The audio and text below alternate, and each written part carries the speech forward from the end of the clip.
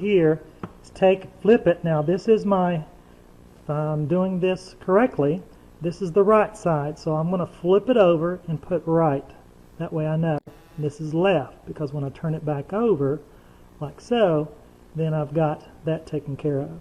So now I said that was going to be 3.5 inches, so I'm going to mark this side right here 3.5, and the top 3.5, and I'm going to make a straight line. And then at the bottom I said I'm going to leave 3/4 of an inch, so I'm going to make 3/4 of an inch all the way here. So what I'm going to cut out basically is this area right here, and I'm going to leave that. So I'm going to make my line. Now, just for right now, I'm going to take one edge like so and make my straight edge. So now what I'm going to do again is cut this out right here and leave the rest of it, so that way when I flip it back over, this section right here will be gone. Okay, now what I have is my tile saw. I have my tile already marked. I'm going to cut on the back side first where I can see.